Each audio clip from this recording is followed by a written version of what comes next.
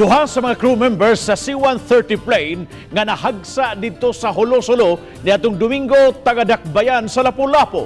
Amahan sa usa sa nakaras nga Air Force namatay usab, human nahagsa ang C-130 nga gisakyan ni adtong tuig 1923. Samtang inahan sa laing nakalas malaumod unta nga usa ang iyang anak sa nakasurvive.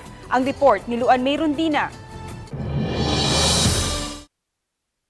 Daw na tinuod ang panultihong history repeats itself sa nadangatan sa 39 anyos nga flight engineer nga si Technical Sergeant Donald Baduy. Niadtong Domingo, nahagsa ang C-130 plane nga may sakay dulan sa usa ka gatos ka mga sundao nga padung na untang mutugpa sa Hulo-Sulo.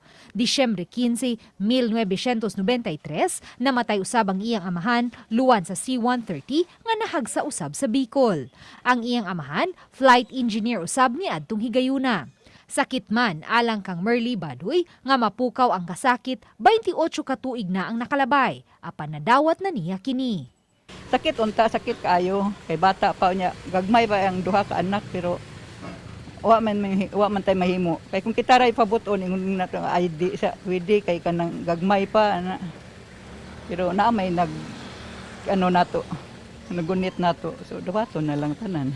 Nailo ni Technical Sergeant Badoy ang iyang duha ka mga anak lalaki nga nanag-edad og 4 ug 9 anyos ug ang iyang asawa nga si Janet. Nagbangutan usab ang Banay Macapaz sa Barangay Pusok sa kalit nga kamatayon ni Staff Sergeant John Neil Macapaz, loadmaster sa nahagsang C-130. Masaligon pa unta si Chofista nga lakip sa mga nakasurvive ang iyang anak apan nakugang na lang sila sa subo nga pahibaw gahapon sa buntag. Nagtuod jud ko nga kay moingon man dunay moingon nga naay kanang moingon nga injured ra siya di mura pug magkuan-kuan ang ato ang dughan kung inanan tinuod nga na injured pero diha nami nakakuan nga insulti na gyud ang mga kauban nila nga sila tanan ang nakuan jud na matay niya dito siya sa may cockpit ang nailhan na lang ang iha na lang name cloth may nailhan ug ang ihang cellphone. Ikatulo sa unom ka man nagsuon si Staff Sergeant John Neil o gihulagway nga matinabangon nga pagkatao. Gani, ubay-ubay sa iyang mga natabangan ang mipaabot dayon og mga mensahe sa pasalamat ug pahasubo ngadto sa iyang pamilya. Sakit una-unaon.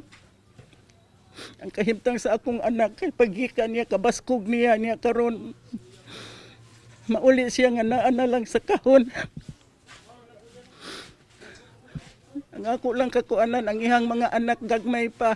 Matud sa iyang mga igsuon nga daw nagmerida ng daan si John Neil sa iyang post sa social media nga may hulagway sa iyang kamanghurang anak pinaagi sa caption nga one day you'll be on your own. Usa-usab kasakop sa Air Force ang iyang asawa nga si Emeline, kinsa may ranggo usab nga staff sergeant ug may duha sila ka mga anak. Ugmang adlaw gikatakdang maabot dinhi sa airbase ang patayng lawas nila ni Technical Sergeant Baduy ug Staff Sergeant Macapaz. Diin hatagan kini og military honors sa dili pa ihatod ngadto sa ilang tagsa-tagsa ka mga panimay ug hayaon. Uban ni Marlon Melgazo, Luan May Rondina, Balitang Bisda.